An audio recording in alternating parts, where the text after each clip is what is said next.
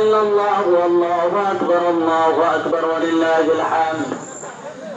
আমরা মসজিদে মেম্বারে ইব্রাহিম আলাইহিস সালামের থেকে কুরবানির বেশি আলোচনা পাই, কারণ আল্লাহ সুবহানাহু ওয়া তাআলা এই আলোচনা কোরআনুল কারীমে সব থেকে বেশি করেছেন।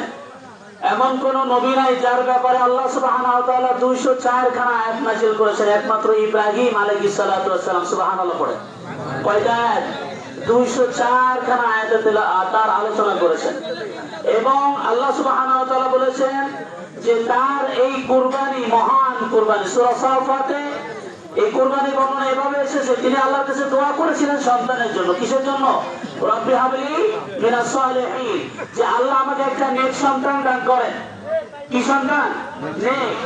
আমরা সন্তান চাওয়ার সময় নেক সন্তান অনেকেই কোনোদিন চাইনি, আল্লাহ দিয়েছে, ব্যাস। সন্তান চাইনি এরকম বহু মানুষ আছে যে আল্লাহ তোমাকে সন্তান দিচ্ছে, কিন্তু ইব্রাহিম আলাইহিস সালামের সুন্নাহ হচ্ছে আল্লাহর কাছে নেক সন্তান চাওয়া।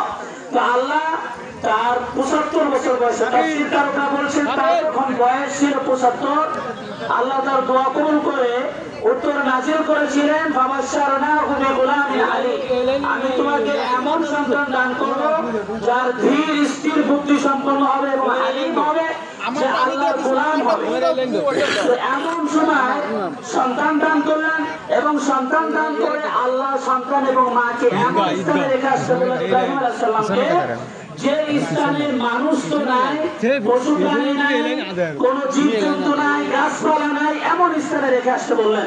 তখন আল্লাহর ঘরে যেটা ছিল না, নূহ আলাইহিস সালামের প্লাবনের পরে আল্লাহর ঘর পানির স্রোতে নিচু হয়ে গিয়েছিল, ভেঙে গিয়েছিল, একটু টিলার মতো ছিল। তাফসীরকাররা বলেছেন যে টিলার মতো ছিল। ইব্রাহিম আলাইহিস সালামকে আল্লাহ আদেশ করলেন ইসমাঈল সহ তার মাকে ওখানে রেখে আসতে, এবং তিনি যখন রেখে আসতেছিলেন তখন বারবার ইসমাঈল আলাইহিস সালামের মা জিজ্ঞাসা করতেছিলেন, আপনি এমন জায়গায় রেখে যাচ্ছেন, মানুষ তো নাই, পশু প্রাণী নাই, পানি নাই, খাদ্য নাই, কেন আমাদেরকে রেখে যাচ্ছেন? ইব্রাহিম আলাইহিস সালাম কোনো উত্তর দেননি। লাস্টে যখন ইসমাঈল আলাইহিস সালামের মা জিজ্ঞাসা করেছে, আচ্ছা আল্লাহ বলেছে? তখন বলছে হ্যাঁ আল্লাহ বলেছে।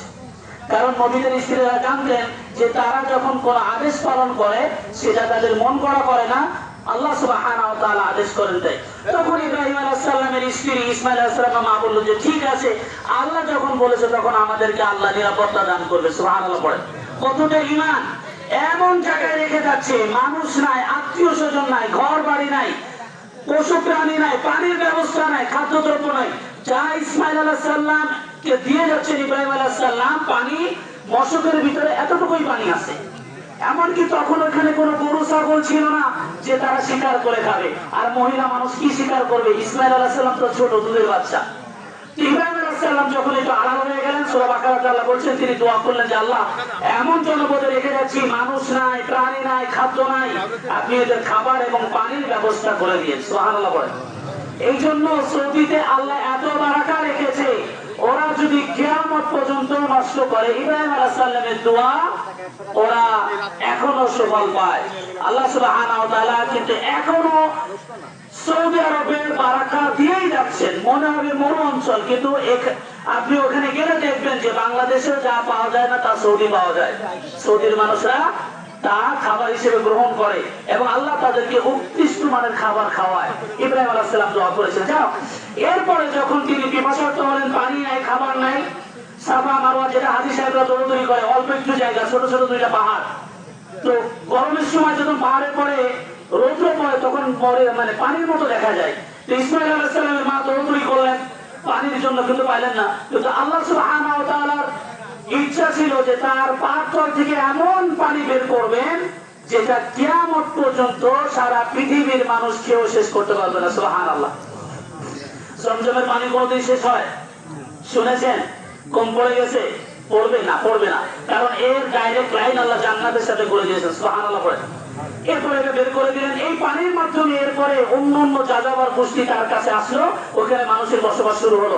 এরপর আল্লাহ বলছে ফালাম্মা বালাগা মা'হু সা'য়া, যখন তার বাবার সাথে দৌড়দৌড়ি করার মতো বয়স উপনীত হলো, তখন আল্লাহ তাকে স্বপ্নে দেখালো যে ইব্রাহিম তার সন্তানকে কুরবানি করছে। সূরা সাফাতের 100 নম্বর আয়াত আপনি পড়লে দেখবেন, ফালাম্মা বালাগা মা'হু সা'য়া ক্বালা ইয়া বুনাইয়া ইন্নী আরা ফিল মানামি আন্নী আযবাহুকা ফানজুর মাযা তারা। ইব্রাহিম আলাইহিস সালাম এতটুকু বাচ্চার কাছে যে বললেন যে আমি স্বপ্নে দেখেছি তোমাকে জবাই করতেছি, আমি আযবাহুকা। কুরআনে আল্লাহ বলছে যে ইব্রাহিম আলাইহিস সালাম তার সন্তানকে ডাইরেক্ট বললেন আমি আযবাহুকা, আমি স্বপ্নে দেখেছি তোমাকে জবাই করতেছি। এরপর জিজ্ঞাসা করলেন তোমার কি অভিমত? সন্তান বললেন হে আমার পিতা, আপনি যা স্বপ্ন দেখেছেন তা বাস্তবায়ন করেন। সুবহানাল্লাহ বলেন।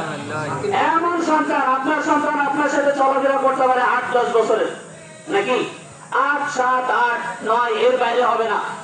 তাফসীর কারকরা অধিকাংশ বলেছেন 8 বছর বা 7 বছর।